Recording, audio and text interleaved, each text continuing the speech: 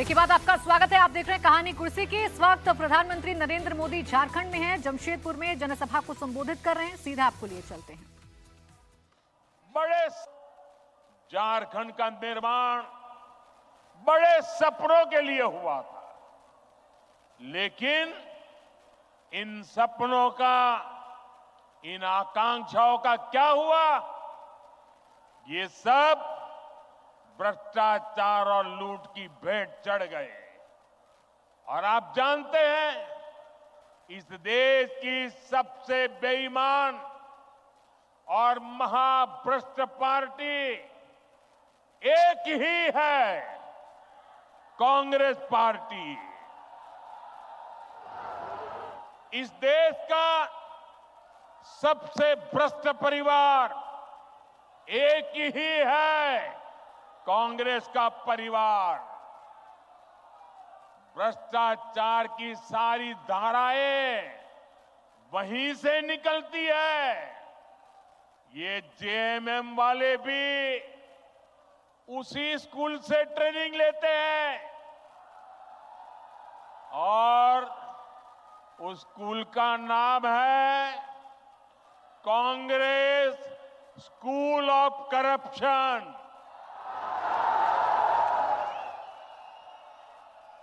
झारखंड मुक्ति मोर्चा ने 5 साल में केवल एक ही काम किया है, झारखंड की लूट और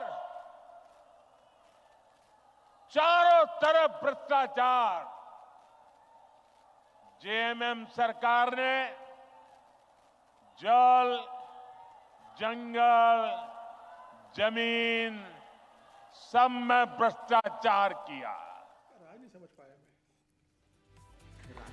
तो देखिए, प्रधानमंत्री नरेंद्र मोदी झारखंड में हैं। हेमंत सोरेन भी जेल से बाहर आ चुके हैं। उधर जेल से बाहर आने के बाद अरविंद केजरीवाल ने तो सियासी तूफान ला दिया है, क्योंकि अरविंद केजरीवाल ने उस फैसले का ऐलान किया है जिसका दबाव उन पर बनाया जा रहा था तब से, जब से शराब घोटाले में उनका नाम आया था। जब वो 21 मार्च को जेल में गए थे, जब उन्हें गिरफ्तार किया गया था ईडी की तरफ से, तब से दबाव बनाया जा रहा था कि अरविंद केजरीवाल को इस्तीफा देना चाहिए, जेल से रहकर कैसे सरकार चलाएंगे। लेकिन अरविंद केजरीवाल तिहाड़ से बाहर आने के बाद आज अपने पार्टी कार्यकर्ताओं को संबोधित कर रहे थे और पार्टी कार्यकर्ताओं को संबोधित करते करते अरविंद केजरीवाल ने ऐलान कर दिया कि मैं 2 दिन बाद इस्तीफा दे दूंगा और 6 महीने बाद चूंकि चुनाव है, मैं जनता के बीच में जाऊंगा। जनता ये तय करेगी कि मैं कितना ईमानदार हूं और मैं कितना गुनहगार हूं। जनता को मुहर लगानी है।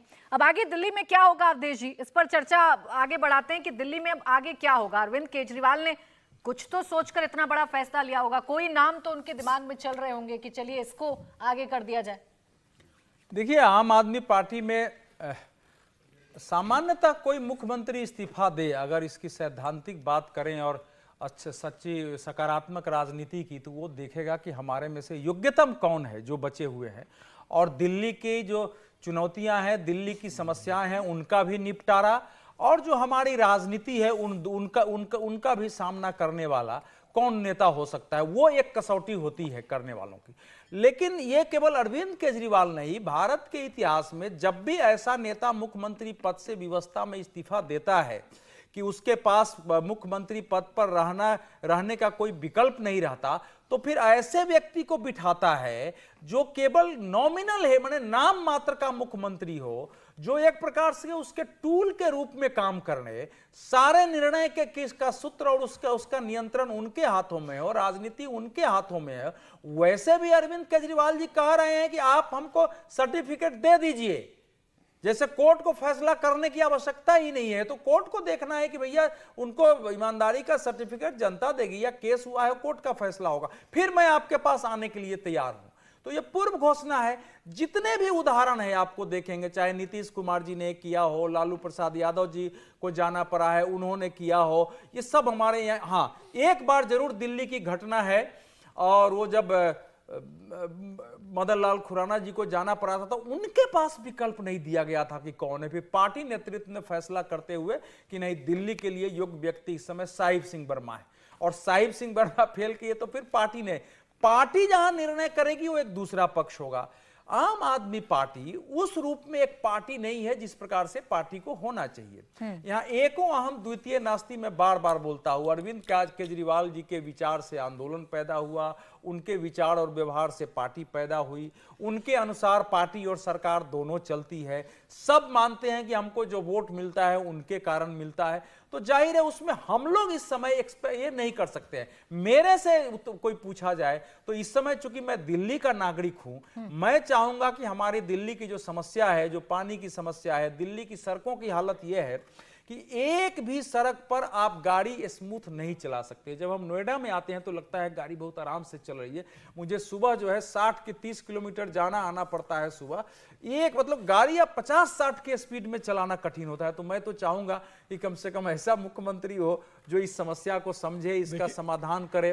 तो ये कसौटी नहीं है इस समय, उनकी कसौटी केवल एक है, एक सरप्राइज नाम देना, एक सरप्राइज नाम देना जो इनके शब्द कहा जाए तो आप यही कह रहे हैं कि जाति का ध्यान रखेंगे और दिल्ली में कि उनकी क्या कैसे उनका वोट उपस्थित रहे, और बाकी जो उनके वोटर है झुग्गी झोपड़ी से लेके बाकी वो भी सोचे कि हाँ कैसा मुख्यमंत्री बनाया है। इसलिए वो जैसे आज की घोषणा अकल्पनीय है वैसे ही कोई घोषणा करेंगे।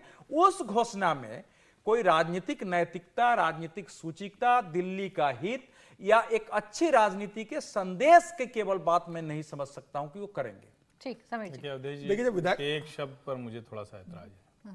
अवधेश जी ने कहा कि जो योग्यतम होगा वो मुख्यमंत्री होगा, इस पर मुझे ऐतराज है। नहीं, मैंने कहा योग्यता मतलब जो सबसे ज्यादा नहीं होगा, जो सबसे ज्यादा वफादार होगा, जो सबसे ज्यादा वफादार होगा। वो तो अवधेश जी पहले ही कह चुके हैं कि मिटाओ, सब मिटाओ फिर से होगा, कह रहे हैं कोई भी हो सकता है। विधायक दल की पर्ची में किसका नाम निकलता है? हमने भी देखा था राजस्थान में जब हुआ था तो वसुंधरा ने पर्ची पढ़ी थी, तो वसुंधरा को भी शौक लगा था जब भजनलाल का नाम पर्ची में आया था।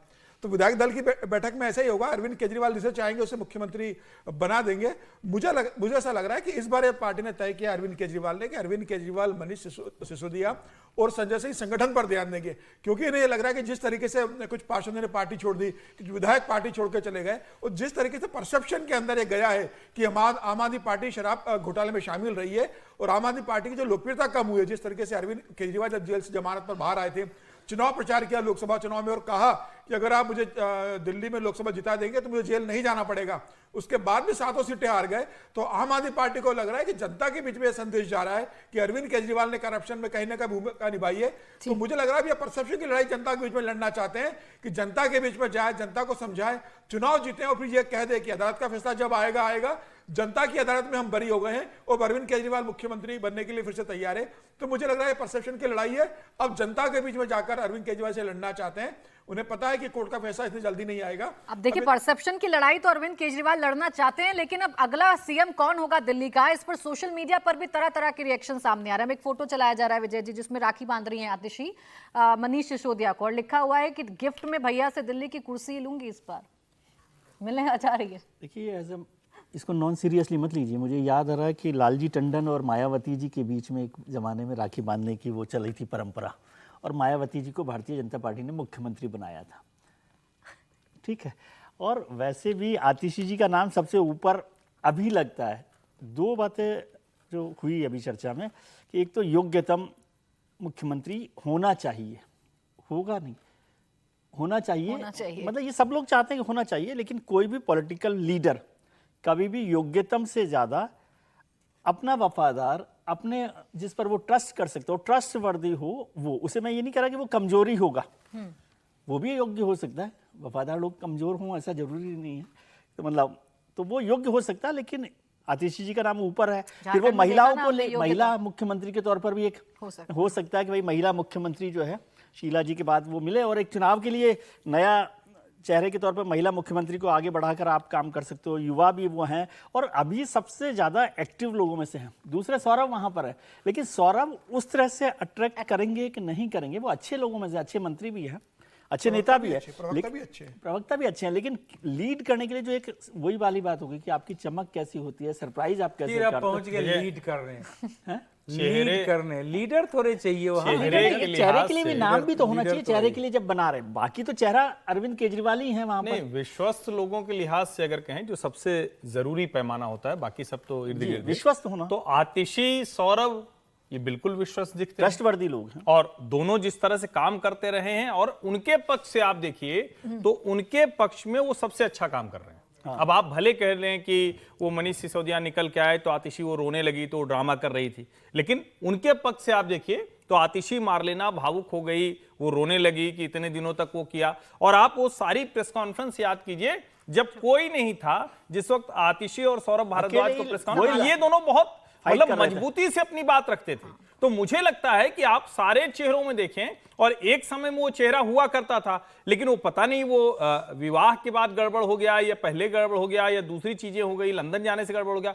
राघव चड्ढा थोड़ा इसमें किनारे हो गए, नहीं तो एक समय में अरविंद केजरीवाल के बाद उनके उत्तराधिकारी के तौर पर उनका जो विरासत है वो आगे बढ़ाने राघव चड्ढा नजर आते थे, लेकिन वो अब एकदम आउट हो गए। तो अगर ऐसे कहेंगे कोई मतलब सिक्का उछाल के कि अच्छा इसका नाम उछालो या पर्ची, तो वो ना हो, तो ये दोनों नाम अभी भी सबसे मजबूत नाम है। और संजय राघव जी को तो आप पंजाब में भी मुख्यमंत्री बना रहे थे। नहीं, वहां भगवान जी थोड़ा सा नहीं, संजय सिंह की चर्चा हो सकती है। संजय सिंह जी संगठन को ही देंगे, मुझे नहीं लगता कि संजय सिंह को देंगे, क्योंकि संगठन का और बड़ा काम है और पार्लियामेंट में भी एक लंबी लड़ाई पार्टी के नेता है, लड़नी वो पार्टी के नेता है। तो संजय सिंह को नहीं बना रहा, इसका मतलब न तो वो कमजोर है और न ही ये हो कि भरोसा नहीं करते, दोनों बातें नहीं होंगी। संजय जी की संभावना मुझे कम लगती है। संसद के इक्वेशन को देखते हुए में लड़ाई उनका एक अनुभव है। बीच में रोक रही हूँ सर मैं आप दोनों को। इस वक्त आतिशी हमारे साथ जुड़ गई हैं, दिल्ली सरकार में मंत्री। आपका बहुत स्वागत है आतिशी जी। और देखिए यहाँ चर्चा चल रही है, आम आदमी पार्टी की चर्चा आपकी भी चल रही है, और मेरे साथ जो मेहमान है वरिष्ठ पत्रकार हैं, कह रहे हैं कि सबसे पहले मैं आपको बधाई दे दूं।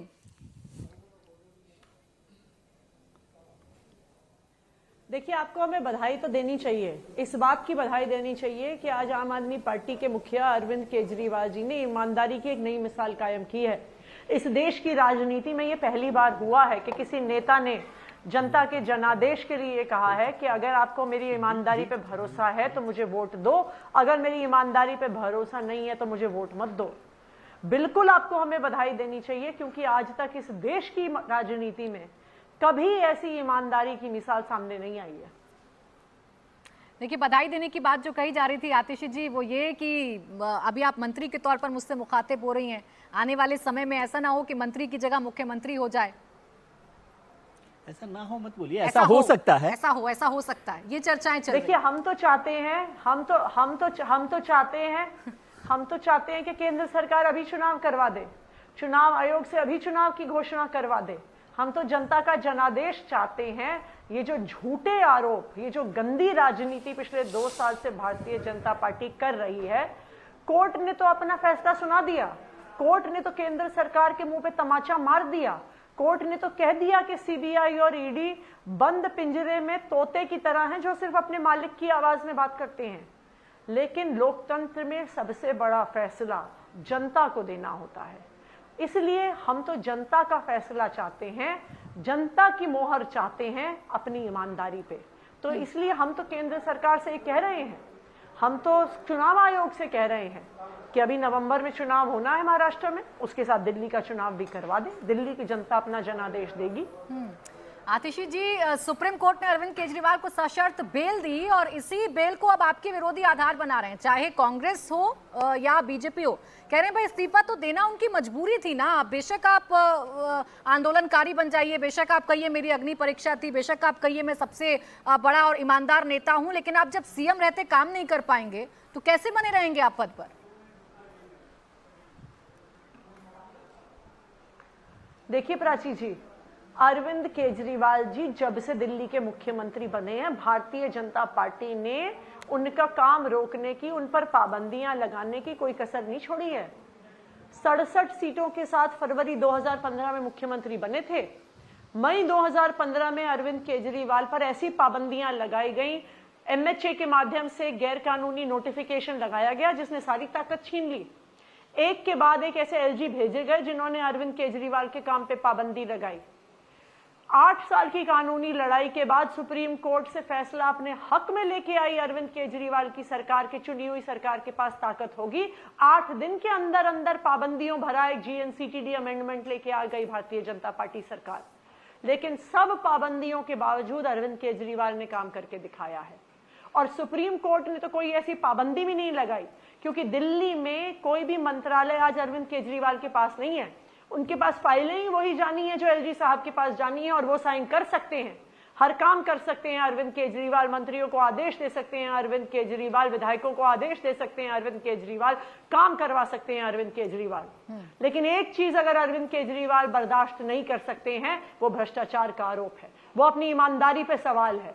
और इसीलिए इसका जनादेश अब वो दिल्ली की जनता से चाहते हैं कि दिल्ली की जनता ये फैसला करे क्या उनका बेटा, उनका भाई, जिसने उनको 24 घंटे बिजली दी है, फ्री बिजली दी है, अच्छे स्कूल दिए हैं, अच्छे अस्पताल दिए हैं, फ्री तीर्थ यात्रा दी है, फ्री बस यात्रा दी है, क्या उनका बेटा, उनका भाई ईमानदार है कि नहीं है?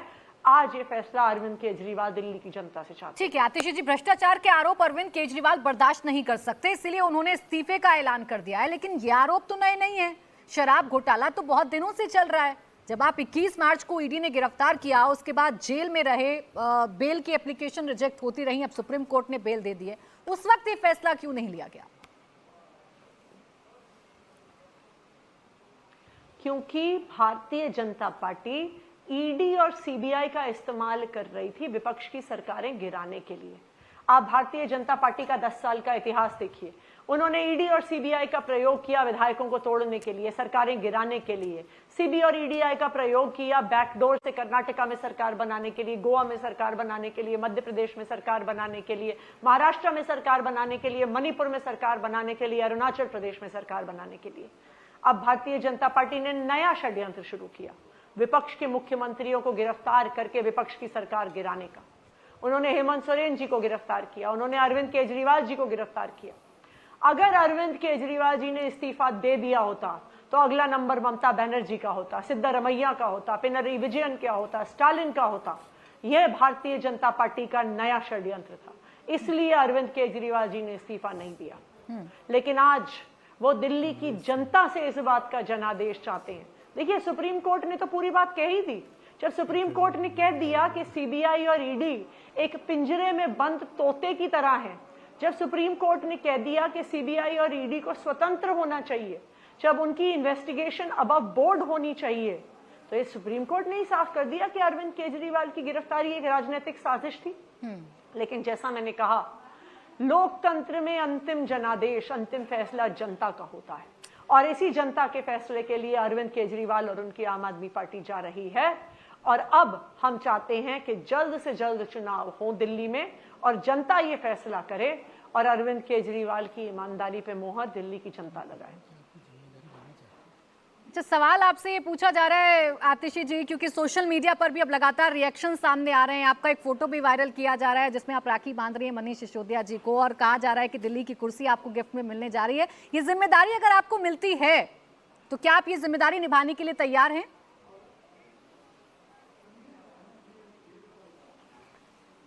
देखिए, मुख्यमंत्री कौन होगा ये इंपॉर्टेंट नहीं है।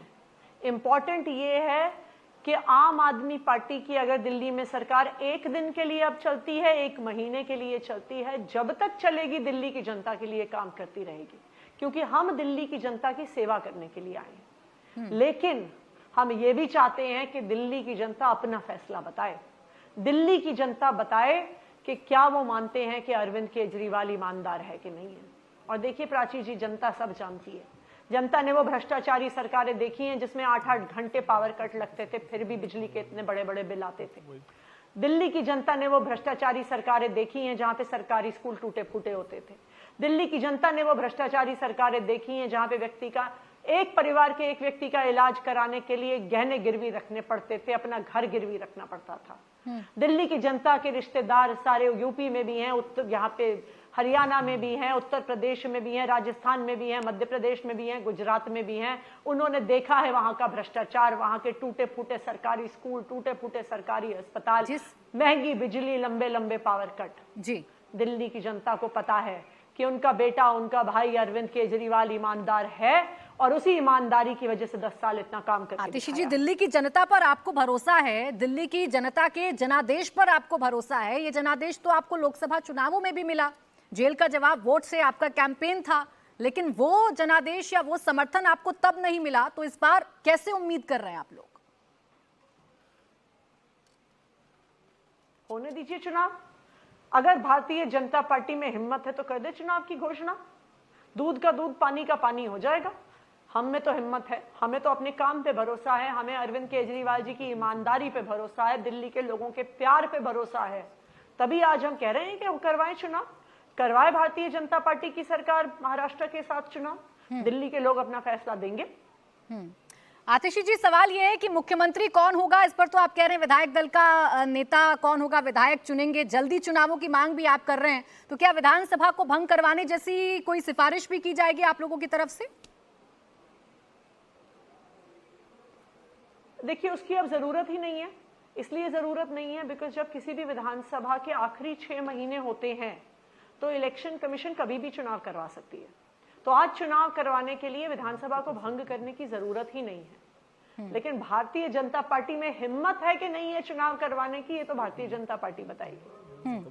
देखिए, सुप्रीम कोर्ट ने बेल अरविंद केजरीवाल को दी। आतिशी जी, जो विरोधी हैं वो ये कह रहे हैं कि क्लीन चिट नहीं दी है, सेलिब्रेशन ऐसे किया जा रहा है या जोश ऐसा हाई है जैसे अरविंद केजरीवाल को बरी कर दिया गया तमाम आरोपों से, तो बेल है वो भी शर्तों के साथ।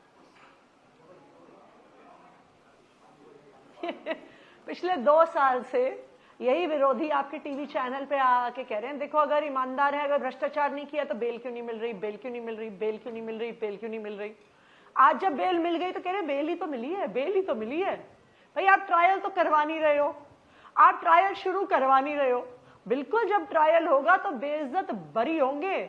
2 साल के बाद 1 रुपया तो आप रिकवर नहीं कर पाए हो इस केस में। हजारों रेड करवा ली, सैकड़ों अफसर इन्वेस्टिगेशन पे लगा लिए, 1 रुपया आपको मिला नहीं है। इसीलिए तो इनकी ईडी और सीबीआई ट्रायल भी शुरू नहीं होने देना चाहती। तो इस समय पे कोर्ट तो बेल ही दे सकती थी, लेकिन बेल के साथ साथ सुप्रीम कोर्ट ने एक बढ़िया तमाचा केंद्र सरकार को दे दिया है। जब सुप्रीम कोर्ट ने कहा है कि ईडी और सीबीआई जैसे एजेंसीज पिंजरे में बंद एक तोते की तरह हैं, तो सुप्रीम कोर्ट ने अपना रुख साफ कर दिया है कि अरविंद केजरीवाल की गिरफ्तारी एक राजनीतिक षड्यंत्र थी जिसकी वजह से उनको गिरफ्तार किया गया। ये सुप्रीम कोर्ट ने कहा है, ये आम आदमी पार्टी नहीं कह रही है। तो इसलिए सुप्रीम कोर्ट ने तो अपना फैसला दे दिया है, लेकिन अब हम दिल्ली की जनता से फैसला चाहते हैं, दिल्ली की जनता का जनादेश चाहते हैं। अब देखिए, सुप्रीम कोर्ट में जो फैसला आया वो 2 जस्टिस ने सुनाया। जस्टिस सूर्यकांत ने जो कहा आतिशी जी, वो भी सबके सामने है कि भाई गिरफ्तारी हो सकती है, सीबीआई गिरफ्तार कर सकती है अगर ईडी पहले से पूछताछ कर रही है। ईडी के केस में अरविंद केजरीवाल की गिरफ्तारी हो चुकी है। ये तो रहा कानूनी पहलू और इस पर चर्चाएं हो भी रही हैं, लेकिन मैं आपसे पूछना चाह रही हूँ कि इसे मैं मास्टर स्ट्रोक समझूं या आप लोगों का मैं समझूं कि प्रेशर पॉलिटिक्स है, या प्रेशर में आप लोग आ गए कि मुख्यमंत्री को इस्तीफे देने का ऐलान करना पड़ा, क्योंकि जिस सिंपैथी वोट की आप लोगों ने कल्पना लोकसभा चुनावों में की थी वो मिल नहीं पाया था, तो इस बार उसे अपने साथ लाने की कोशिश है। देखिए, ये फैसला तो दिल्ली की जनता करेगी कि हम ईमानदार हैं कि नहीं हैं, क्या उनके बेटे, उनके भाई अरविंद केजरीवाल ने उनके लिए 10 साल में काम किया है कि नहीं किया है। अब ये फैसला दिल्ली की जनता करेगी। अब ये फैसला ना भारतीय जनता पार्टी करेगी, ना ये फैसला नोएडा के स्टूडियो में बैठे हुए एंकर्स और विशेषज्ञ करेंगे। अब ये फैसला दिल्ली की जनता करेगी कि क्या अरविंद केजरीवाल ईमानदार है, क्या अरविंद केजरीवाल ने दिल्ली के लोगों के लिए काम किया है। और मैं आपको एक और भी बात बता रही हूँ प्राची जी, आप मुझे देश में कोई एक नेता बता दीजिए जिसमें इतनी हिम्मत है, जो अपनी कुर्सी छोड़ के कह सकता है कि चुनाव करवाओ और अगर मैं ईमानदार हूं तभी मुझे वोट दो, अगर मैं ईमानदार हूं तो मुझे वोट मत दो। आतिशी जी, 6 महीने का समय अब चुनावों के लिए बचा है और आप बार बार चुनौती दे रही हैं कि बीजेपी में अगर हिम्मत है तो चुनाव करा के देखें, हम पूरी तरीके से तैयार हैं। चुनाव बीजेपी थोड़ी ना, चुनाव आयोग कराता है। देखिए, ये तो सबको ही पता है कि चुनाव आयोग हो, चाहे सीबीआई हो, चाहे ईडी हो, चला कौन रहा है। ये तो बिल्कुल, ये तो जग जाहिर है, इसमें कोई तो कहने वाली बात ही नहीं है। और 6 महीने, जब इनफैक्ट दिल्ली में तो 6 महीने से भी कम रहते हैं, तो चुनाव किसी भी दिन हो सकता है। अगर भारतीय जनता पार्टी चुनाव में जाने की हिम्मत रखती है तो हम जनता का जनादेश लेके आएंगे। आतिशी जी, मेरे साथ तमाम वरिष्ठ पत्रकार भी इस वक्त हैं, चर्चा दिल्ली को लेकर कर रहे हैं, सीएम के मास्टर स्ट्रोक को लेकर कर रहे हैं। समीर जी हैं, वो आपसे एक सवाल करना चाह रहे हैं। आतिशी जी, मैं जानना चाहता हूं कि अब अरविंद केजरीवाल ने घोषणा कर दी कि मुख्यमंत्री पद से इस्तीफा देंगे, विधायक दल की बैठक बुलाई जाएगी, उसमें नए मुख्यमंत्री का चयन होगा, तो क्या विधायक दल की बैठक में सुनीता केजरीवाल के नाम का प्रस्ताव आ सकता है? आप भी विधायक है, तो क्या सुनीता केजरीवाल का नाम का प्रस्ताव लाकर सुनीता केजरीवाल दिल्ली की अगली मुख्यमंत्री बन सकती है? देखिए, जैसा मैंने आपको कहा, अगला मुख्यमंत्री कौन हो ये इंपॉर्टेंट नहीं है। इंपॉर्टेंट सिर्फ इतना है कि आम आदमी पार्टी की सरकार एक दिन रहे, एक हफ्ते रहे, एक महीने रहे, वो दिल्ली की जनता के लिए काम करती रहेगी। हम चुनाव की मांग इसलिए कर रहे हैं क्योंकि हम पर झूठे आरोप लगाए गए हैं। झूठे मुकदमों में, भ्रष्टाचार के मुकदमों में हमारे नेताओं को जेल भेजा गया है। इसलिए हम चाहते हैं कि इस भ्रष्टाचार के झूठे आरोपों का फैसला दिल्ली की जनता दे। दिल्ली की जनता बताए कि उनको लगता है कि अरविंद केजरीवाल ईमानदार हैं या अरविंद केजरीवाल ईमानदार नहीं है। ये फैसला अब दिल्ली की जनता के हाथों में है। आतिश जी, जनता का सहारा तो आप लोग ले रहे हैं, देखिए मामला लेकिन कानूनी है, कोर्ट में मामला है, ईडी सीबीआई जांच कर रही है, तो ये तो तय कोर्ट को करना है कि अरविंद केजरीवाल जी पर लगे सारे आरोप झूठे हैं या सच्चे हैं। नहीं, बिल्कुल कोर्ट करे बिल्कुल इन्वेस्टिगेशन। हमें अपनी ईमानदारी पे भरोसा है। एक्चुअली भारतीय जनता पार्टी को भी हमारी ईमानदारी पे भरोसा है, इसलिए वो ट्रायल नहीं शुरू करवा रहे हैं, क्योंकि उनको पता है जैसे केस चलेगा, दूध का दूध पानी का पानी हो जाएगा। आरोप लगाना बहुत आसान है, झूठे आरोप लगाना और भी ज्यादा आसान है, लेकिन आखिरकार कोर्ट में दिखाएंगे तो सही। कोर्ट सवाल तो पूछेगा, 1 रुपए का भी पैसा बरामद हुआ कि नहीं हुआ। आप कह रहे हो हजारों करोड़ का घोटाला हो गया, 1 रुपया भी मिला कि नहीं मिला। इस सवाल का जवाब तो उनको ट्रायल में देना पड़ेगा। इसीलिए यार देखिए, चाहे ईडी हो चाहे सीबीआई हो, 2 साल की इन्वेस्टिगेशन करवाने के बाद ट्रायल शुरू करने की हिम्मत नहीं है उनमें। आतिशी जी, अगला सवाल हर्षवर्धन जी आपसे पूछ रहे हैं। नहीं आतिशी जी, देखिए कोर्ट में जो कुछ है वो तो आप और भारतीय जनता पार्टी एक दूसरे के ऊपर आरोप लगाएंगे। मामला तो चल ही रहा है, जमानत अभी जाकर मिली, लेकिन 2 चीजें हैं। नंबर 1 ये कि जब आप कह रहे हैं कि हम जनता के बीच जा रहे हैं, तो अभी ज्यादा समय नहीं बीता, अभी तो लोकसभा चुनावों के समय बाकायदा अरविंद केजरीवाल को जो 21 दिन की जमानत मिली थी, वो एक तरह से पैरोल जैसी थी। जमानत वो उस तरह की नहीं थी, जो रेगुलर बेल थी वो नहीं थी। उस वक्त 7 सीटों पर यही कहकर आप गए थे और उस वक्त आपको सफलता नहीं मिली। तो अब ये भरोसा आपको क्यों है, और क्या आपको लगता है कि वही जो भरोसा टूटा हुआ है उसमें ये सिंपैथी गेन करने के लिए कहा जा रहा है? क्योंकि आप लोग बार बार चुनौती दे रहे हैं, जबकि चुनाव तो अब होना ही होना है।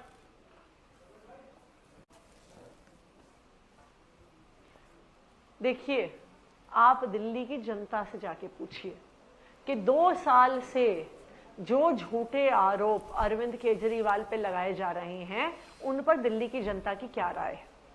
आप दिल्ली के लोगों से पूछिए कि अगर अरविंद केजरीवाल ईमानदार नहीं होता तो दिल्ली की जनता आपको साफ साफ बताएगी फ्री बिजली नहीं देता, 24 घंटे बिजली नहीं देता।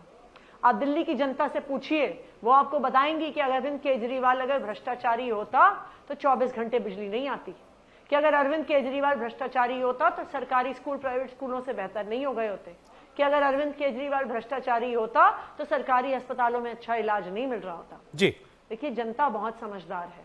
जनता ने भ्रष्ट सरकारें भी देखी हैं, दिल्ली में भी देखी हैं। दिल्ली वालों ने देश भर में क्या क्या हो रहा है वो देखा है।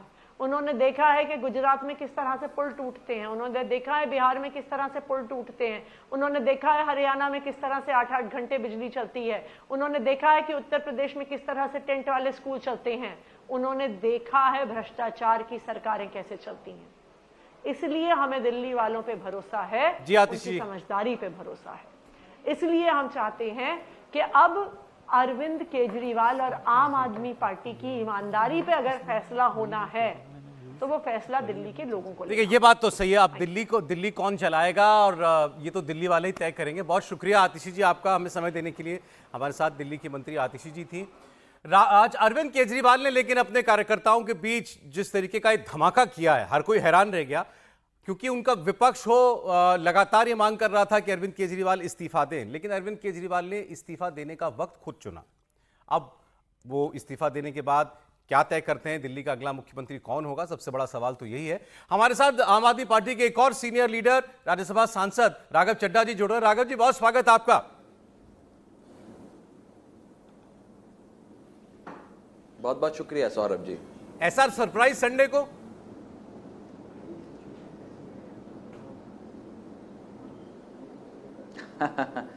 देखिए, मैं इतना ही बस कहना चाहूंगा कि सौरभ भाई, समय समय पर सबको लड़ना पड़ा है सच का युद्ध, चाहे मर्यादा पुरुषोत्तम राम हो या हो गौतम बुद्ध।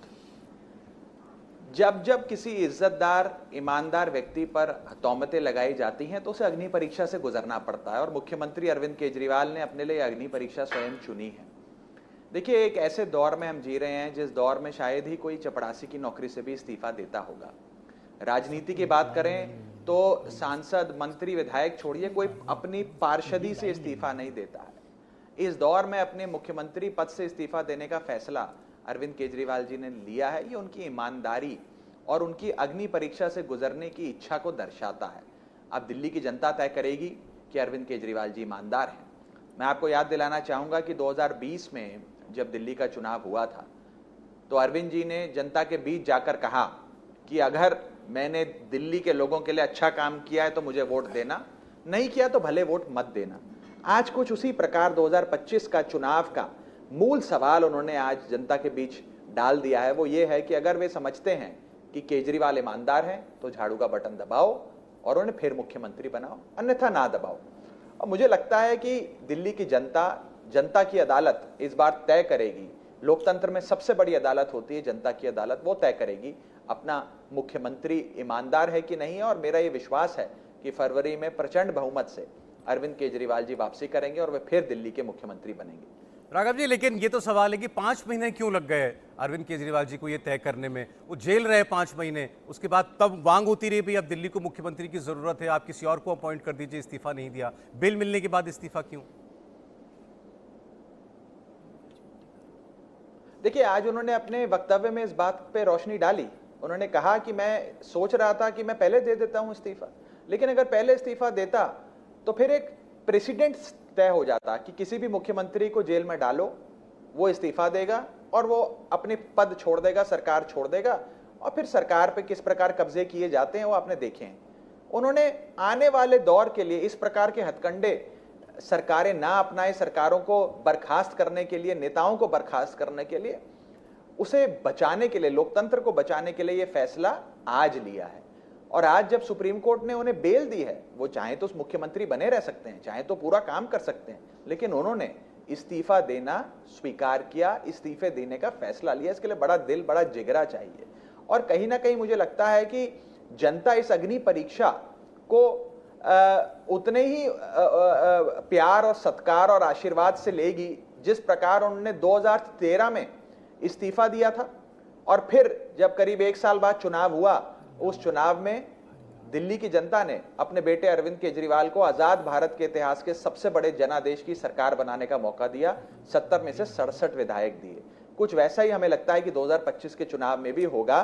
और इस प्रकार की अग्नि परीक्षा से गुजरना एक ईमानदार आदमी के ही बस की बात है। नहीं, लेकिन अगर वो आपने कहा कि वो पहले भी सोच रहे थे इस्तीफा दें, लेकिन अब जब बेल मिल गई है तब भी वो मुख्यमंत्री के तौर पर काम तो कर नहीं पाते, शर्तें उनके ऊपर लगी हुई थी। मुख्यमंत्री कार्यालय नहीं जा सकते, फाइन नहीं साइन कर सकते, कैबिनेट की मीटिंग नहीं बुला सकते, मजबूरी है उनका इस्तीफा देना।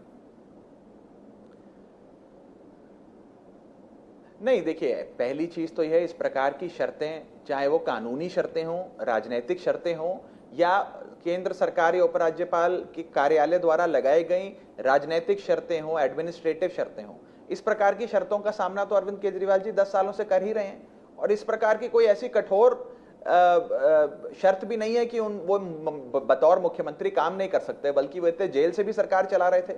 तो कहने का मतलब यह है कि इन शर्तों के चलते इस फैसला नहीं लिया गया है। अग्नि परीक्षा का फैसला आरोपों के चलते लिया गया है। जब एक इज्जतदार आदमी पे आरोप लगता है तो इंसान क्या करे? 2 ही चीजें कर सकता है, या तो अदालत के फैसले का वेट करे, जो अदालत आज कोई साधारण से साधारण मुकदमा भी कम से कम 15-20 साल में तय होता है, और अभी तो 2-2.5 साल से ये मुकदमा चल ही रहा है, अभी तो ट्रायल शुरू भी नहीं हुआ। और दूसरा, लोकतंत्र में एक और अदालत बचती है, वो जनता की अदालत। तो उन्होंने फैसला लिया कि मैं जनता की अदालत में जाता हूं, जनता से फैसला समझता हूं। अब जनता के हाथ में, जनता क्या फैसला सुनाती है। अच्छा, मैं बीजेपी नेताओं की कुछ बातें सुन रहा था राघव जी, उन्होंने कहा कि केजरीवाल जी में हिम्मत है तो इस्तीफा क्यों, विधानसभा भंग कर दें, चुनाव कराएं। हमने तो कहा है, हमने तो ये बात कही, उन्होंने खुद अपने वक्तव्य में ये बात कही कि हम चाहेंगे कि फरवरी में नहीं, जल्द से जल्द चुनाव हो। अगला चुनाव नवंबर में महाराष्ट्र का चुनाव आयोग कराएगा, उसी के साथ साथ दिल्ली का चुनाव करा ले। हम पूरी तरीके से तैयार हैं। ये तो हमारी पेशकश है सौरभ भाई, ये बीजेपी की पेशकश थोड़ी है। अच्छा, लेकिन अब जो दिल्ली की जनता आपसे जानना चाहती है कि कौन होगा अगला मुख्यमंत्री। अच्छा, ये तो आप कहेंगे विधायक तय करेंगे, ठीक भी है, लेकिन विधायकों में से ही मुख्यमंत्री होगा या कोई और भी हो सकता है? सीधी सीधी सवाल यह है कि क्या अरविंद केजरीवाल जी की धर्मपत्नी वो भी एक कैंडिडेट हो सकती है? नहीं, देखिए, पहली बात तो यह है कि ये विधायक दल का फैसला होगा, पार्टी तय करेगी कौन बनेगा। लेकिन मैं समझ सकता हूं कि मीडिया में इस बात को लेकर काफी दिलचस्पी होगी कि कौन बनेगा अगला मुख्यमंत्री। लेकिन मेरी नजर से आप देखें और जनता की नजर से आप देखें तो ये बात बिल्कुल मायने नहीं रखती कि कौन बनेगा, कि केयर टेकर सीएम 2 महीने, 4 महीने, 5 महीने के लिए। मायने ये रखता है कि केजरीवाल जी को वापस सीएम बनाना है। दिल्ली की जनता केजरीवाल जी को सीएम बनाना चाहती है। 2-1 महीने के लिए कौन मुख्यमंत्री बनता है, ये बात इतनी मायने नहीं रखती है। ज्यादा मायने ये रखती है अग्नि परीक्षा, सत्य की परीक्षा और जनता का वर्डिक्ट जो जनता की अदालत में आएगा, और कैसे केजरीवाल जी को दिल्ली की जनता वापस मुख्यमंत्री बनाएगी। अच्छा, 2-5 महीने का आपने कहा केयर टेकर सीएम मायने नहीं रखता। हरियाणा का चुनाव कहीं उससे ज्यादा मायने तो नहीं रख रहा, और हरियाणा के चुनाव में माइलेज मिले केजरीवाल जी को अपने इस फैसले से, वो सोचते हुए तो कदम नहीं है?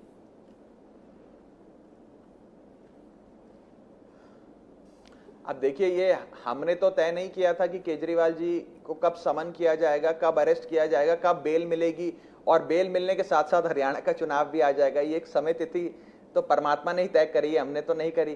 तो मुझे लगता नहीं कि इसका कोई ऐसा आपको कोई हरियाणा चुनाव की दृष्टि से इस फैसले को देखना चाहिए। इस दृष्टि को आप सार्वजनिक जीवन में एक व्यक्ति पर जब तौमतें और आरोप लगाए जाते हैं, वो उन तौमतों और आरोपों से कैसे अपने आप को सत्य की परीक्षा के माध्यम से अपने आप को साफ सिद्ध करता है, अपने आप को ईमानदार सिद्ध करता है, उस चश्मे से आपको इस पूरी घटनाक्रम को देखना चाहिए। राघव जी, मेरा आखिरी सवाल है, क्योंकि आप लोगों ने इस मुद्दे पर एक मॉरल स्टैंड लिया था जब आप लोग पार्टी बन रहे थे, या उससे और पहले भी, कि किसी नेता पर आरोप लगे तो उसको जांच ज्वाइन करनी चाहिए, किसी नेता पर आरोप लगे तो उसको फैसले का इंतजार नहीं करना चाहिए, तुरंत इस्तीफा दे देना चाहिए। अरविंद केजरीवाल ने इस्तीफा दिया है, लेकिन 5 महीने के इंतजार के बाद आज वो मॉरल क्वेश्चन फिर हमारे सामने खड़ा है। कल को किसी मंत्री के ऊपर, राज्य के या केंद्र के, या किसी मुख्यमंत्री के ऊपर दोबारा इस किस्म का आरोप लगता है, तो उसे क्या करना चाहिए? तुरंत इस्तीफा देना चाहिए कि नहीं? देखिए, ये तो व्यक्ति तय करेगा और व्यक्ति के व्यक्तित्व पर फैसला निर्भर करता है। अरविंद केजरीवाल जी वो ईमानदार नेता हैं जिन्होंने जनता से वोट मांगा। 2013 में जब केजरीवाल जी पहली बार मुख्यमंत्री बने थे तो 5 साल सरकार चलाने का मैंडेट था, लेकिन वो अल्पमत की सरकार थी। जो काम हम करना चाहते थे, बिजली मुफ्त देना, पानी मुफ्त देना, अपना लोकपाल बिल लाना, वो लाने के लिए हमें समर्थन नहीं मिला। हम 5 साल कुर्सी से चिपक कर नहीं बैठे, इस्तीफा दे दिया, और फिर 1 साल बाद दिल्ली की जनता ने प्रचंड बहुमत की सरकार, आजाद भारत के इतिहास की सबसे बड़े जनादेश की सरकार बनाकर अरविंद केजरीवाल को फिर से मुख्यमंत्री बनाया। अब भी उसूलों के मॉरल ग्राउंड्स पे इस्तीफा देने की बात अरविंद केजरीवाल जी ने कही। और मैं थोड़ा रिवाइंड बैक करता हूं सौरभ भाई, हम आज के दौर की तो बात कर रहे हैं, आज से कई दशक पहले इस देश के एक बड़े कद्दावर नेता होते थे जिनके लेकर मेरे मन में बड़ा आदर है, वो है आदरणीय लाल बहादुर शास्त्री जी। उन्होंने भी जब उनकी बतौर रेल मंत्री उन पर इल्जाम लगे, तौमतें लगी, जब ट्रेन एक्सीडेंट्स हुए, तो उन्होंने भी इस्तीफा देना स्वीकार किया। जब लाल कृष्ण आडवाणी पर जैन हवाला डायरी पे उन पर लेकर आरोप लगाए गए भ्रष्टाचार के, तो उन्होंने भी इस्तीफा देकर जनता के बीच जाना, अपने आप को जनता के बीच भेजना और अग्नि परीक्षा देने का फैसला लिया था। आज कुछ उसी प्रकार अरविंद केजरीवाल जी पर आरोप जब लगे तो उन्होंने कहा मैं अपनी ईमानदारी जनता की अदालत में जाकर सिद्ध करूंगा, और वो वही कर रहे हैं। बहुत शुक्रिया राघव चड्ढा जी आपका इंडिया टीवी से बात करने के लिए। अरविंद केजरीवाल जी ने यह फैसला क्यों किया, अब क्यों किया, पहले क्यों नहीं किया, सारे सवालों के जवाब उन्होंने दिए। आप लोगों के मन में बहुत सारे सवाल थे जब राघव चड्ढा जी जवाब नहीं, सवाल नहीं, वो झूठ बोल रहे थे भाई। आप बताएं क्या? राघव चड्ढा साहब झूठ बोल रहे थे कि उनकी पार्टी को मैंडेट मिला था। भारतीय जनता पार्टी 31 सीटों के साथ सबसे बड़ी पार्टी थी। 28 सीटों के साथ आम आदमी पार्टी 2013 में दूसरे नंबर पे थी। 8 विधायक कांग्रेस पार्टी के थे जिनके समर्थन से, जिसके लिए उन्होंने कहा था कि बच्चों की कसम खाता हूं कभी कांग्रेस के साथ नहीं जाऊंगा, वो झूठ बोल रहे थे। उनका कहने का मतलब सरकार तो हमारी चली रही थी कांग्रेस के समर्थन से। 2013 की सरकार चल ही नहीं सकती थी 5 साल। अरविंद केजरीवाल ने वो एक तरह से कहे पॉलिटिकल गेम खेला, नंबर 1। नंबर 2, ये दूसरा बड़ा झूठ, लाल बहादुर शास्त्री के समानांतर लाल कृष्ण आडवाणी के समानांतर खड़ा करना, जिन दोनों नेताओं ने नैतिकता के शीर्ष पर जाकर त्यागपत्र दिया, ये 5 महीने तक जेल से सरकार चलाते रहे, देश को ये बातें पता है, और उसके बावजूद कोई नेता ऐसे झूठ बोल देगा तो ये तो बड़ा विचित्र है। वो कह रहे हैं कि ये तो फिर केंद्र सरकार का कोई हथकंडा मिल जाता कि कोई भी आरोप लगा दो और फिर नेता तो इस्तीफा दे, मंत्री तो इस्तीफा दे। लाल कृष्ण आडवाणी जी के लिए तो एक कदम वो लाल बहादुर शास्त्री से भी आगे बढ़े, यदि आपको जानकारी हो उस हवाला खान की, कि आडवाणी जी ने कहा कि वो चुनाव भी तब तक नहीं लड़ेंगे कि जब तक उनका नाम उसमें से निकल नहीं जाता। उन्होंने इस्तीफा नहीं दिया, और इस्तीफा क्या देना था उनको, विपक्ष के नेता के पद पर वो थे। उन्होंने कहा कि मैं अगला चुनाव जो 96 का, जिसमें भारतीय जनता पार्टी की पहली सरकार बनी, जिसमें उनका प्रधानमंत्री बनने की भी संभावना थी, जिसके लिए उन्होंने कहा था, लेकिन उन्होंने कहा मैं चुनाव नहीं लड़ूंगा। ये आपको इतिहास में याद रखना चाहिए कि वो शायद अकेले आदमी होंगे जिसने ये कहा कि मैं चुनाव तब तक नहीं लड़ूंगा। आप उनकी सीट से अटल बिहारी वाजपेयी ने गांधीनगर में चुनाव लड़ा, 2 सीटों पर जवाब आप दे दीजिए। वो आम आदमी पार्टी वालों ने तो एक ही जवाब देना है, बार बार वो वही दे रहे हैं, वे मोदी जी, वरना फिर इल्जाम लगाते रहते, आप इस्तीफे कराते रहते। हमने 5 महीने इनका इंतजार इसलिए किया कि उनको भी पता चल जाए कि ऐसे तो नहीं होगा, तुम कुछ भी करोगे और हम इस्तीफा देते ठीक है, लेकिन मेरे इस वक्त इस्तीफा क्यों? एक सवाल, इस्तीफा यह है ना, क्योंकि अब जब चुनाव के करीब हम पहुंच रहे हैं, पहली बात तो यह कि सुप्रीम कोर्ट ने जितनी शर्तें लगाई, तो चुनाव के 5 महीने के बीच में मुख्यमंत्री अगर कोई घोषणाएं नहीं कर सकते, अगर कोई फैसले नहीं कर सकते, तो क्या फायदा? असल बात यह है। लेकिन मैं एक सवाल मेरे को बहुत, क्योंकि अभी हमारे सारे नेताओं ने बात की आपके यहाँ पर हमारे स्टूडियो में, और सब लोग कह रहे हैं कि जनता जो है फैसला करेगी, वो तो बिल्कुल ठीक बात है। तो अब ऐसा करना चाहिए मुझे कि लगता है कि अब हमें कोर्ट बंद कर देनी चाहिए, क्योंकि जनता ही फैसला कर दे सारे अपराधियों का। भाई, कोर्ट के फैसले और जनता के फैसले 2 अलग अलग चीजें हैं। अच्छा चलिए ठीक। इस वक्त बीजेपी की तरफ से सुधांशु त्रिवेदी एक प्रेस कॉन्फ्रेंस कर रहे हैं। गलत है एकदम। अच्छा, हमारे बोलते बोलते खत्म भी हो गई है। तो कोर्ट के फैसले और जनता के फैसले ये बात अलग, लेकिन नहीं, कोर्ट का फैसला तो आप भी जानते हैं कब आएगा, मतलब ये, और मतलब ये कि कोई नहीं जानता कब आएगा, वो अलग टाइम लगेगा, बात वो अलग अलग है। लेकिन क्या जनता के फैसले से फिर तो अपराधियों का, ये जो चुनाव सुधार में हम बार बार बात कर रहे हैं कि अपराधियों को नहीं मिलना चाहिए मौका, ये सब, फिर तो आप फिर ये तय कीजिए, इल्जाम लगे तो फिर कोई उसके बाद पब्लिक पोस्ट होल्ड नहीं कर सकता आदमी। देखिए, हाँ, तो वो तो और आगे की बात। अच्छा, ये बताइए, एक हम लोग बहस बहुत करते हैं, जिसको अक्सर माना भी जाता है कि भाई जो राजनेता हैं, एमएलएज हैं, एमपीज हैं, उनको फास्ट कोर्ट में फैसला होना चाहिए।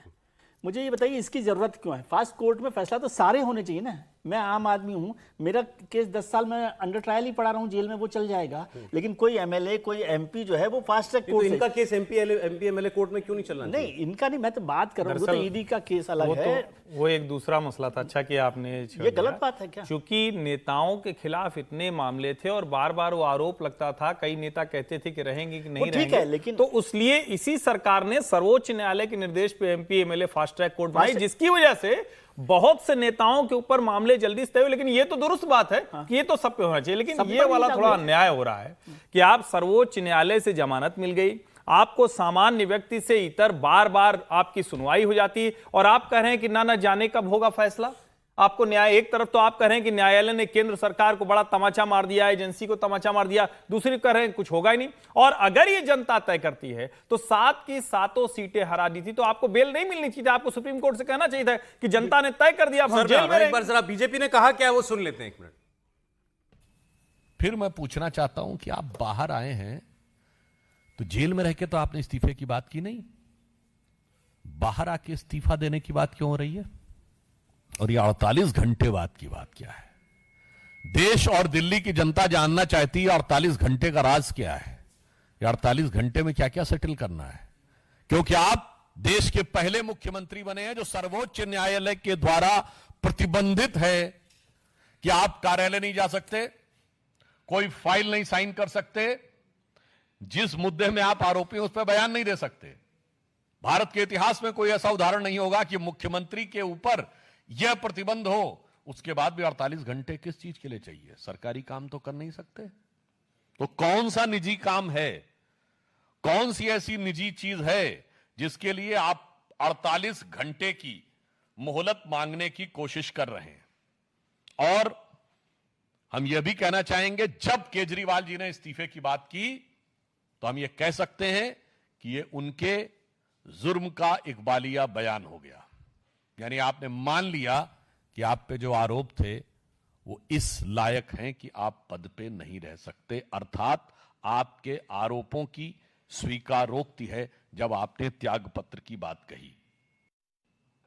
एक और संदेह पैदा होता है कि आप जेल में रह के तो इस्तीफे की बात किए नहीं, बाहर क्यों आके किए, और अब कह रहे हैं कि हम मांग करते हैं कि चुनाव जल्दी कराया जाए।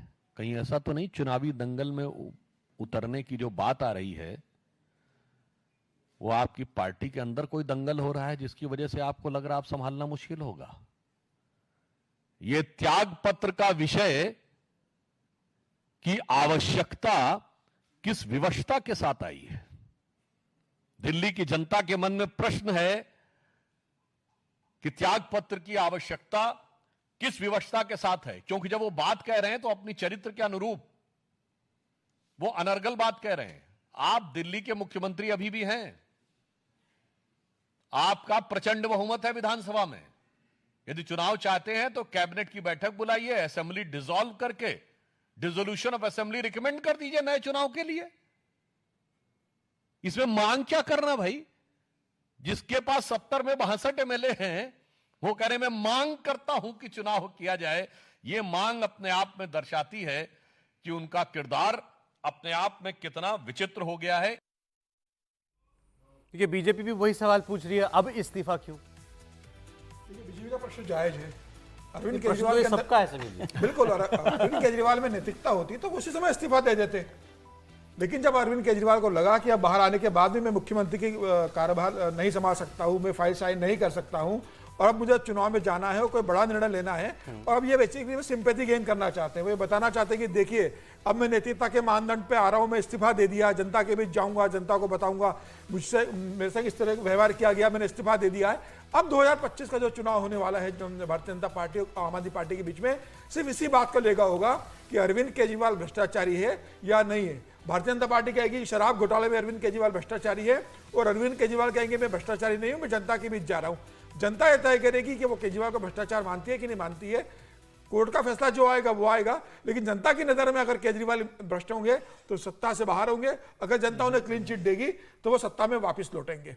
मुझे लग रहा है अब ये चुनाव का ट्रेंड ये रहने वाला है। अब वो ये कह लें जितना, वैसे बात तो ठीक है, वो कह लें जनता तय करेगी। जनता के पास पुलिस थोड़ी होती है, जनता को कैसे पता है इन्होंने भ्रष्टाचार किया कि नहीं किया? वो कहने का ही तरीका है बस कि आपने जनता मोहर लगा देगी तो जनता मोहर लगा रही है तो फिर तो अपराधी हो गए लोकसभा चुनावों में 7 सीटों पर। नहीं, अरे जेल जाने पर भी ज्यादा समय नहीं बीता, बड़े बड़े अपराधी जेल से रह के चुनाव जीतते थे। अब हम अभी रशीद इंजीनियर और अमृतपाल सिंह का नाम मैं नहीं ले रहा हूं क्योंकि वो दोनों दूसरे आइडियल सिचुएशन तो ये होती है कि चुनाव से पहले किसी तरीके से अदालत फैसला करती कि भाई मुख्यमंत्री पे इल्जाम लगाए, तय करें मुख्यमंत्री पर आरोप है कि लेकिन मैं कह रहा हूं वो जीत भी जाए चुनाव, जीत जाएंगे तो क्या ये जो आरोप है, ये जो चल रहा है, ये बंद हो जाएगा। सुप्रीम कोर्ट ये कहेगा नहीं आप जाओ। कोर्ट का मैटर, जनता का मैटर। अच्छा एक क्या जरूरत है? सर मैं 30 सेकंड ले रहा हूं। आपने भी अभी कहा कि वो बाहर आकर कोई फैसला कर नहीं सकते थे, तो कोई तो मुख्यमंत्री होगा ही। आपने भी ये कहा फाइल साइन नहीं कर सकते, चुनाव में जाना है। अच्छा बड़ी नहीं और नहीं, ये पार्टी कवर करने वाले सहयोगी हमारे सब ये बताते हैं कि भाई, और आजकल तो कोई भी पार्टी चुनाव में जाने से पहले फिर हर सरकार पिटारा खोल देती है, खजाना खोल देती है। दिल्ली में भी वो सब करना होगा, उसके लिए आपको फाइलें भी साइन करनी पड़ेगी, कैबिनेट की बैठक भी बुलानी पड़ेगी। अब जैसे दिल्ली के अंदर वही महिलाओं के खाते में डायरेक्ट ट्रांसफर वाली स्कीम जो है वो दिल्ली में भी लागू होनी है, वो लागू हो नहीं सकती जब तक मुख्यमंत्री उसका फैसला नहीं कर देंगे। ये सब करने के लिए आपको एक वर्किंग चीफ मिनिस्टर चाहिए, और वो अब वो अरविंद केजरीवाल रह नहीं सकते। इसलिए क्या ये मजबूरी है? हालांकि भी ये सवाल जब उनसे किया हमने तो उन्होंने कहा, राघव चड्ढा ने कहा कि हम तो 10 साल से ऐसे ही चल रहे हैं, हमको तो एलजी कोई काम करने ही नहीं देते। हमारे साथ इस वक्त संदीप पाठक जी भी जुड़ गए हैं, आम आदमी पार्टी के सांसद भी हैं, संगठन महामंत्री हैं। संदीप जी बहुत स्वागत है आपका। ये हमारे बीच तो जब से आपने ऐलान किया यही चर्चा है कि अब इस्तीफा क्यों दे रहे हैं, ये कोई मजबूरी है अरविंद केजरीवाल जी की? मुख्यमंत्री होते हुए भी मुख्यमंत्री का काम नहीं कर सकते इसलिए? देखिए बड़ा प्रश्न यही है कि अरविंद केजरीवाल जी ने आज जेल से बाहर आने के बाद इस्तीफा क्यों दिया। तो इसका उत्तर यही है कि केजरीवाल जी पर एक लांछन लगा है, भारतीय जनता पार्टी ने एक लांछन लगाया है, आरोप लगाए हैं। कोर्ट से तो वो बाहर आ ही जाएंगे, कोर्ट ने अभी बेल भी दे दी है। प्रश्न ये है कि जनता ने उन्हें मुख्यमंत्री बनाया था। अरविंद केजरीवाल जी कह रहे हैं कि वो जनता की अदालत में जाएंगे और जनता तय करेगी कि अरविंद केजरीवाल जी ईमानदार है या बेईमान है, जैसा भाजपा कह रही है। तो वो अग्नि परीक्षा देना चाहते हैं अपनी ईमानदारी के सबूत के लिए, और इसीलिए वो आज जनता के बीच गए। नहीं, लेकिन जनता कैसे तय कर देगी? उन पर जो आरोप है वो तो भ्रष्टाचार का आरोप है, वो तो अदालत ही तय कर सकती है संदीप जी। देखिए, दो चीजें, एक तो कानून और अदालत तो अपना काम कर ही रही है, और अदालत ने तो वैसे ही, आप अगर प्रोसीडिंग्स देखेंगे तो सुप्रीम कोर्ट ने स्पष्ट शब्दों में कह दिया है कि 1 चवन्नी का घोटाला नहीं मिल रहा है, 1 रुपए नहीं मिल रहा है, सारे लोगों को बेल मिल गया जितनों को इन्होंने पकड़ के रखा था। पीएमएलए जैसे स्ट्रिंजेंट कानून पे इन्होंने रखा था जिसमें बेल नहीं मिलती है, उसके बावजूद अभी आप कोर्ट के इंडाइटमेंट को आपने सुना होगा कि सीबीआई कैसे काम कर रही है। तो ये पूरी तरीके से स्पष्ट है कि इनके पास कोई सबूत नहीं है, ये राजनीतिक षड्यंत्र था। प्रश्न ये है कि कोर्ट से तो बरी होंगे इलीगल प्रोसेस से, वो कोई दिक्कत नहीं है। बड़ा प्रश्न यह है कि जनता ने इन्हें मुख्यमंत्री बनाया था, और एक ईमानदार आदमी के लिए, एक ऐसे व्यक्ति के लिए जिसने पूरे जीवन में ईमानदारी को सर्वोपरि रखा है, अपनी ईमानदारी के लिए उसने इतने बड़े इनकम टैक्स की नौकरी से रिजाइन कर दिया, वो उनकी ईमानदारी का प्रमाण था। उसके बाद झुग्गी बस्ती में 10 साल तक वो काम किए हैं। 49 डेज में उन्होंने सरकार को ठोकर मार दी थी मुख्यमंत्री के पद को। ऐसे व्यक्ति के लिए उनकी शुचिता और उनका मान सम्मान इंपॉर्टेंट है। आज उन पर लांछन लगा है, वो ये कह रहे हैं, उनकी अंतरात्मा गवाही नहीं दे रही है कि जब तक अब ये लांछन जनता के बीच में, जनता की अदालत में पाक साफ नहीं हो जाते, वो मुख्यमंत्री का पद स्वीकार नहीं करेंगे। एक तो संदीप जी, अदालत ने ये तो नहीं कहा कि भ्रष्टाचार नहीं हुआ या अरविंद केजरीवाल जी बिल्कुल पाक साफ हैं, उन्होंने बेल दी है अभी। अब लेकिन सवाल यह कि अगर उनको इस्तीफा ही देना था, उनकी अंतरात्मा नहीं गवाही देती इस काम के लिए कि वो मुख्यमंत्री रहे इतने बड़े आरोप के बावजूद, तो 5 महीने क्यों लगे? बाहर सब लोग ये कह रहे थे कि भाई जेल में मुख्यमंत्री एक है, ये तो अनप्रेसिडेंटेड सिचुएशन है, पहले क्यों नहीं इस्तीफा दिया? देखिए, बेल ही मिला है क्योंकि अभी बेल ही मांगा गया है और बेल की परिस्थिति बनी है। कल आप पूरे कोर्ट की प्रक्रिया शुरू करवाइए, उससे भी बरी हो जाएंगे, क्योंकि केस में तो एक चवन्नी, कुछ ढेला नहीं मिला है और केस में कुछ दम नहीं है, राजनीतिक षड्यंत्र है, नंबर 1। नंबर 2, जो ये कह रहे हैं कि जेल से क्यों इस्तीफा नहीं दिया, आज बाहर आने के पास इस्तीफा क्यों दिया, तो ये इस बात का प्रत्यक्ष उत्तर है कि कई लोग ये कह रहे हैं कि क्यों अभी रिजाइन किए, पहले क्यों नहीं किए। भारतीय जनता पार्टी ने एक डिजाइन बनाया और वो डिजाइन इस देश के लिए डेंजरस है। वो डिजाइन क्या है? वो डिजाइन ये है कि सीबीआई और ईडी जैसे संस्थाओं का दुरुपयोग करके चुने हुए मुख्यमंत्रियों को, चुने हुए सरकारों को तोड़ने का। तो वो जेल में डालेंगे, आप इस्तीफा दोगे, आपकी सरकार तोड़ेंगे और वो अपनी सरकार बनाएंगे। ऐसी परिस्थिति में इस देश के संवैधानिक मूल्यों को और प्रजातांत्रिक मूल्यों को बचाना जरूरी है, देश को एक नई दिशा देनी जरूरी है। तो आज उन्होंने बाकी के मुख्यमंत्रियों से भी आह्वान किया है कि कोई अगर गलत तरीके से आपको गिरफ्तार करे तो किसी को रिजाइन करने की जरूरत नहीं है। कोर्ट ने ही अभी कल बोला कि चुने हुए मुख्यमंत्री हैं, जेल से क्यों सरकार नहीं चला सकते, क्या दिक्कत है? तो जेल में वो रहते हुए उन्होंने इस्तीफा इसीलिए नहीं दिया क्योंकि प्रजातंत्र और देश के संवैधानिक मूल्यों की रक्षा करनी थी और इनके दबाव में हमें नहीं आना था।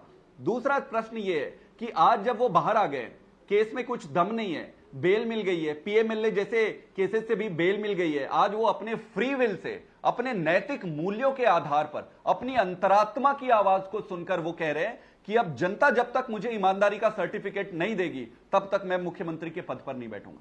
हमारे सामने अभी हेमंत सोरेन का भी उदाहरण था संदीप जी, उन पे भी आरोप लगा, उन्होंने तुरंत इस्तीफा दिया, बाद में बेल मिली, बेल मिलने के बाद दोबारा उन्होंने मुख्यमंत्री का पद ग्रहण कर लिया।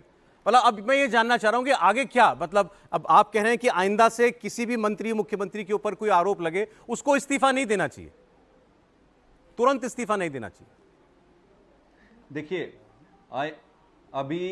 अभी ये कई राज्यों के मुख्यमंत्रियों के ऊपर, अगर ये केजरीवाल जी के ऊपर जो ये षड्यंत्र करके प्लान बनाए थे, अगर वो सक्सेस हो जाता तो ये कई राज्यों में इस तरीके के संवैधानिक संकट लेकर आते, मुख्यमंत्रियों को जेल में डालते और उसके बाद उनकी पार्टी को तोड़ते, सरकार गिराते। देश की व्यवस्थाओं को बचाने के लिए यह बहुत जरूरी था कि कई बारी आप दिशा निर्देश और दिशा निर्धारित करो। अरविंद केजरीवाल जी ने आज ये दिशा निर्धारित कर दिया है कि अगर आप ईमानदार हो तो आपको ऐसे दबाव में और षड्यंत्रों पे नहीं फंसना है। षड्यंत्रों में फंसना आपका धर्म नहीं है, इन षड्यंत्रों को तोड़कर बाहर निकलकर अपने धर्म का पालन करना आपका धर्म है। तो हम जेल में जाने के बाद हमने रिजाइन नहीं किया, आज हमने किया है, आज हमें नहीं कर सकते, हमें करने की जरूरत नहीं थी रिजाइन, आराम से सरकार चल जाती, हम बने रहते मुख्यमंत्री, लेकिन आज उन्होंने मुख्यमंत्री के पद को ठोकर मारा है। क्या चुनाव में जाते हुए आप कुछ जनता के लिए स्कीम्स लॉन्च करना चाहते हैं? ये बात सच है कि अब मुख्यमंत्री होते हुए भी जो शर्तें लागू हैं, अरविंद केजरीवाल जी वो काम नहीं कर सकते थे, मजबूरी है कि रिजाइन करना पड़े, किसी और को मुख्यमंत्री बनाए? भाई मुझे आप ये बताओ, 10 साल से सरकार है, कोई भी ऐसा दिन आप बता सकते हो जब केंद्र सरकार ने अड़ंगे नहीं डाले? कोई भी ऐसा दिन बता सकते हो जब एलजी साहब ने अड़ंगे नहीं डाले? इतने अड़ंगों के बावजूद, इतनी कठिनाइयों के बावजूद केजरीवाल ने वो डिलीवर किया है जिसके लिए वो राजनीति में आए थे। आप सारी चीज ले सकते हैं, स्कूल, हॉस्पिटल से लेकर गुड गवर्नेंस के सारे एग्जाम्पल इन्होंने सेट किए। तो इनके अड़ंगे डालने से काम रुकने का कोई लेना देना नहीं है। केजरीवाल उसका नाम है कि आप अड़ंगे डालते रहो, ये काम करते रहेंगे। आज जो उन्होंने निर्णय लिया है वो मुझे लगता है देश के इतिहास में पहली बार हुआ है। वो ये कह रहे हैं कि अगर मैं ईमानदार हूं तभी मुझे वोट देना, और अगर आपको लगता है कि मैं बेईमान हूं तो मुझे वोट मत देना। अगर भाजपा के किसी भी लीडर या किसी भी नेता में अगर हिम्मत है तो वो जनता के पास जाकर ये कह के दिखाए कि अगर मैं ईमानदार हूं तो वोट देना, और बेईमान अगर आपको लगता है तो वोट मत देना। बीजेपी ने तो अभी प्रेस कॉन्फ्रेंस करके इसी बात को उठाया। उन्होंने कहा कि लोकसभा चुनाव में अरविंद केजरीवाल यही कह रहे थे कि आपका बेटा जेल चला जाएगा अगर आपने वोट नहीं दिया। जनता ने तो वोट नहीं दिया। जेल में रहते हुए उन्होंने तय किया था कि हम इनके षड्यंत्र पे नहीं फंसेंगे, हम इस देश के संवैधानिक मूल्यों को, प्रजातांत्रिक मूल्यों को बचाएंगे, एक नई दिशा देंगे। जेल में रहते हुए हमने रिजाइन नहीं किया। हमने तब रिजाइन नहीं किया जब हम इतने प्रेशर में थे। आज तो हम बाहर आ गए, हमें रिजाइन करने की जरूरत पड़ती नहीं, लेकिन नैतिक मूल्यों के कारण, अपनी अंतरात्मा के कारण, एक ईमानदार आदमी पर जब लांछन लगता है ना, तो एक आम आदमी जो होता है, संदीप जी, मेरा सवाल लोकसभा चुनाव को लेकर के था, या पचा जाए। आपने कहा कि जनता तय करेगी ईमानदार है कि नहीं है। लोकसभा चुनाव में भी तो केजरीवाल जी जब बेल पर आए थे, और तो खासकर कैंपेन के लिए आए थे, तब भी यही मुद्दा था आपका कि हमको फंसाया जा रहा है, लेकिन आप एक भी सीट नहीं जीते दिल्ली में। तब भी यही मुद्दा है, आज भी यही मुद्दा है। आज हम चुनौती देते हैं भारतीय जनता पार्टी को, आप चुनाव में उतरो। आप डर क्यों रहे हो इतना, आप बताओ मुझे।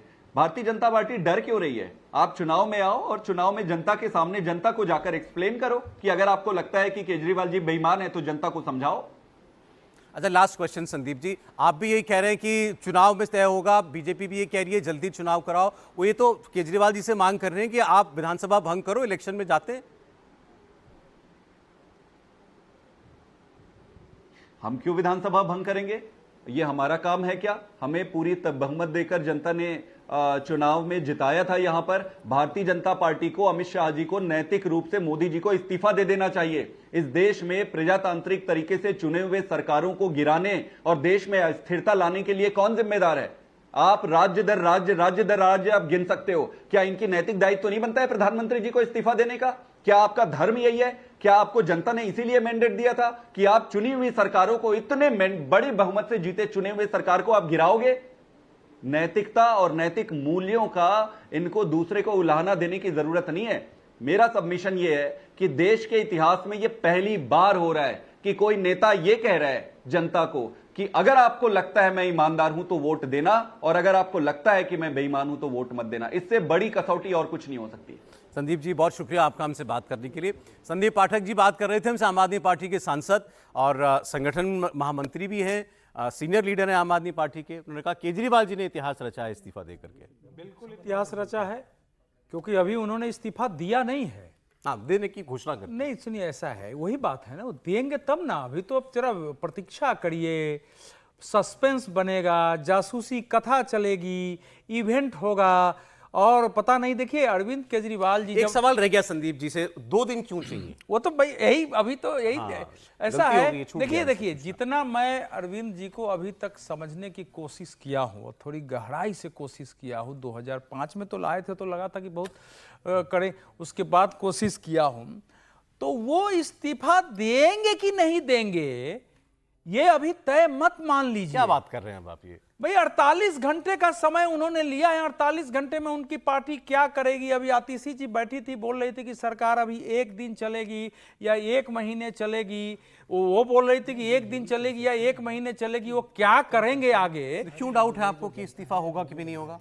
तो वो अरविंद केजरीवाल जी जब से राजनीति में आए हैं अन्ना अभियान में, आप बताइए ना, जो उन्होंने कहा, ये तो यही तो नेता है इनके लोग जो कहते हैं वो नहीं करेंगे, तब भी उसके पक्ष में तर्क होता है। सुनिए, जो नहीं कहा हुआ करते हैं तब भी उसके पक्ष में तर्क होता है, इनके लोग आते। देखिए ऐसा है कि अरविंद केजरीवाल जी अभी इनका सेट गेम होगा।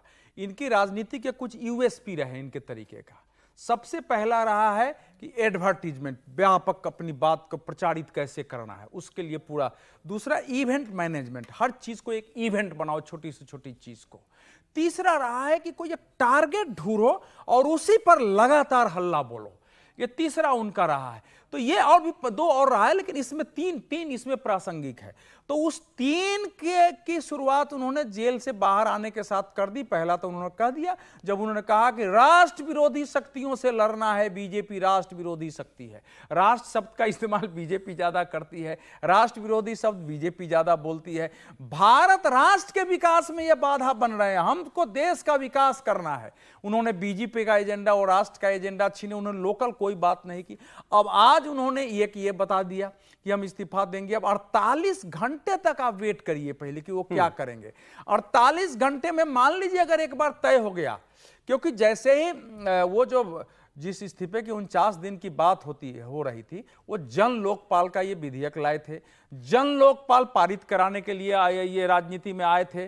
कांग्रेस और बीजेपी ने कहा कि ये तो पूरी राजनीति को खत्म करने वाला विधेयक है, इसमें हम समर्थन नहीं करेंगे। दोनों ने अलग से वोटिंग कर दिया उसको। आप कह रहे हैं कुछ भी हो सकता है, कुछ भी हो सकता है, ये भी तय मत मानिए कि इस्तीफा भी होगा। तो सुनिए ना, इस्तीफा देने के एक लाइन में बोलना चाहता हूँ, 2 दिन इसलिए भी चाहिए क्योंकि चुने हुए मुख्यमंत्री हैं, पार्टी है।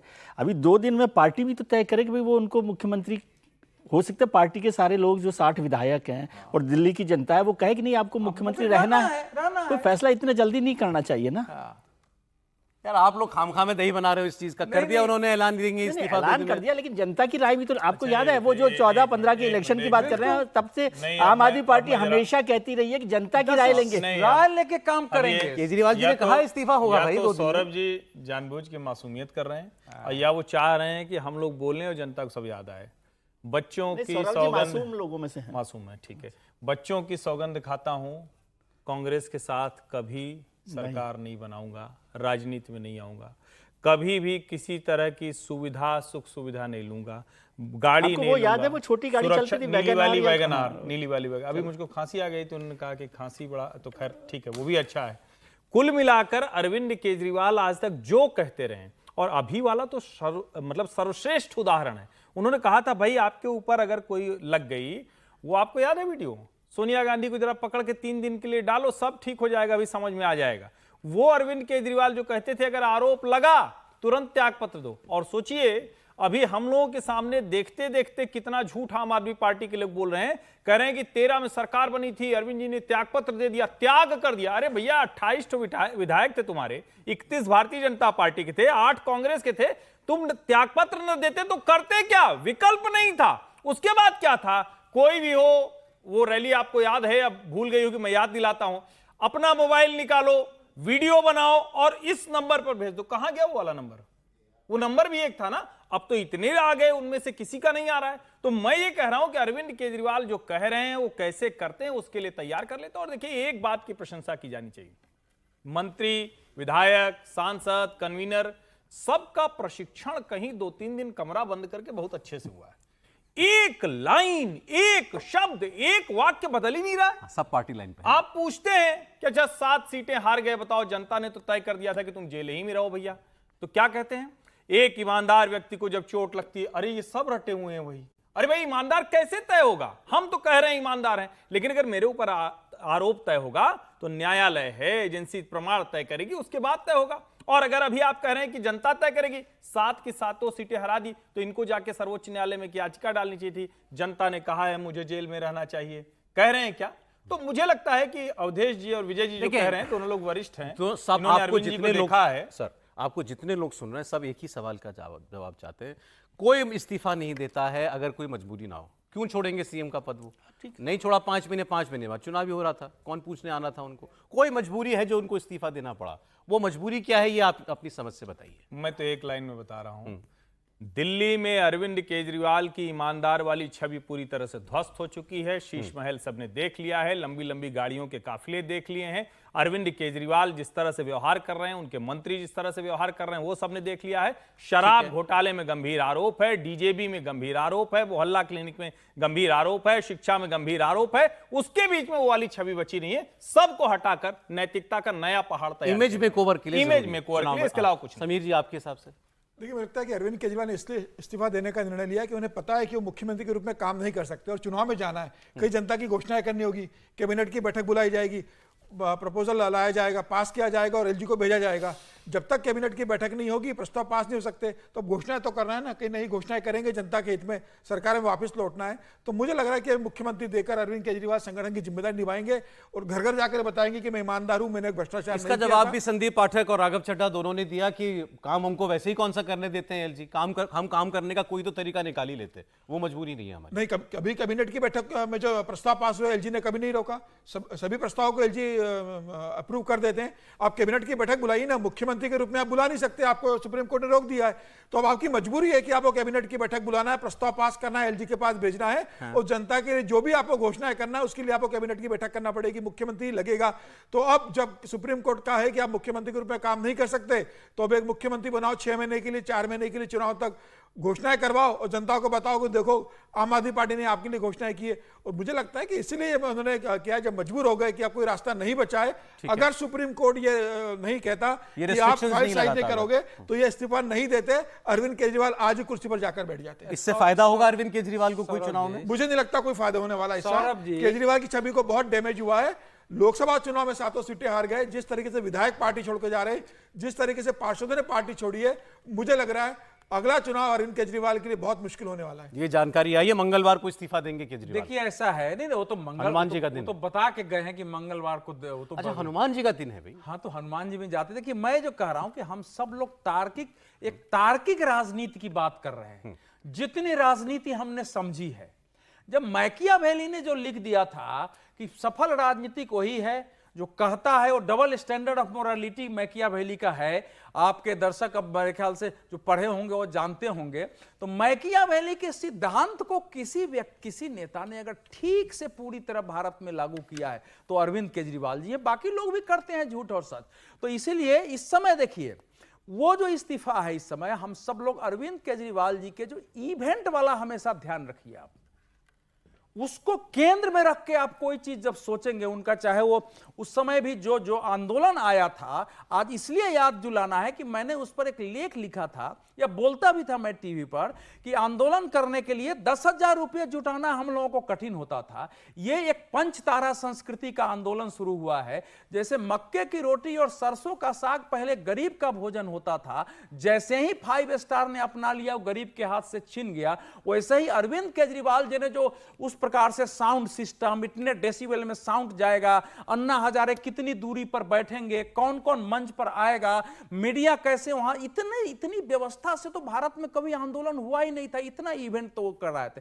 तो वहां से जो शुरुआत हुई है, तो जेल से आने के बाद एक बड़े इवेंट की तैयारी है कि संपूर्ण राजनीति और चर्चा हमारे इर्द गिर्द रहे। समस्या उनके सामने थी, उनके विधायक छोड़ के जा रहे थे, उनके पार्षद छोड़ के जा रहे थे, और धीरे धीरे पार्टी के अंदर एक भाव आया था, भाई भ्रष्टाचार तो हुआ है, आपस में बातचीत कहे। तो वो समस्या इनके पास गई थी।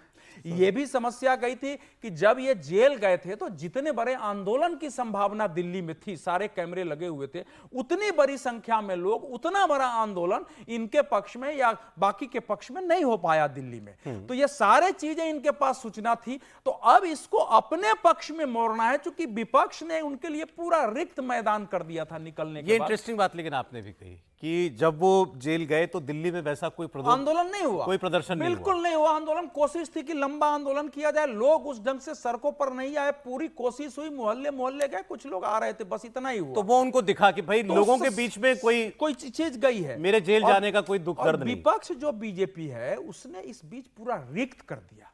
इस समय जो आम आदमी पार्टी के नाक में दम होना चाहिए था, वो विपक्ष यहां बीजेपी खड़ी नहीं। बीजेपी प्रेस कॉन्फ्रेंस करने वाली या एक प्रतीकात्मक सिंबॉलिक विरोध प्रदर्शन करके पुलिस से धक्का मुक्की करके घर में जाके आराम करने वाली दिल्ली की पार्टी हो गई। तो वो उनके लिए खुला इस समय मैदान है, वो अब निकल चुके हैं। अब ये इवेंट चलेगा। मुझे ये भी लग रहा है फायदा होगा उनको इस कदम का कि नहीं होगा चुनाव? देखिए, इस कदम से घाटा तो नहीं होगा। ये जो उनका कदम है, नए सिरे से जब वो कहेंगे, अगर मान लीजिए भीड़ एक इकट्ठी हो गई कि अरविंद जी आपको इस्तीफा नहीं देना है, तो ठीक है, मैं जनता के बीच आ रहा हूं, मैं हर क्षेत्र में सभाएं करूंगा और वहां आप लोग बताओ कि मुझे इस्तीफा देना चाहिए या चुनाव करवाना चाहिए। वो ये भी शुरू कर सकते हैं। और फिर अगर लोगों ने कहा चुनाव करवाओ, तो फिर यूएलजी को कहेंगे हम तो मुख्यमंत्री हैं नहीं, अब एक चुनाव की घोषणा करवा दीजिए। अब चुनाव में समस्या यह है कि चुनाव आयोग मतदाता सूची के अद्यतन के लिए 1 जनवरी तक का डेट दिए हुए है। 28 नवंबर तक उस पर निपटारा होना है, 28 जनवरी का उसका प्रकाशन होना है। तो चुनाव आयोग तो तैयारी उसके हिसाब से कर रहा है। तो इसलिए दिल्ली की राजनीति इस समय ऐसी स्थिति में आ गई है कि जिसके बारे में आप कोई अनुमान नहीं लगा सकते हैं। नैतिकता, अनैतिकता, झूठ, सच, तार्किकता, सबसे बाहर आके अरविंद केजरीवाल की ब्रांड पॉलिटिक्स को अगर आप फोकस में रखेंगे तभी इसका विश्लेषण। ब्रांड केजरीवाल, उसको चोट पहुंची है, उसको ठीक करना है, उससे होगा ये सबसे बड़ी वजह है कि ब्रांड केजरीवाल को थोड़ी चोट पहुंची, ज़्यादा पहुंची होगी जो भी कहें, लेकिन चोट पहुंची थी। और यदि वो जेल में रहते हुए ही बिना इस्तीफा दिए चुनाव में जाते तो वो ब्रांड इमेज पे बड़ा नुकसान होता। लोगों को लगता कि क्योंकि मॉरलिटी का इतना प्रेशर हो जाता है।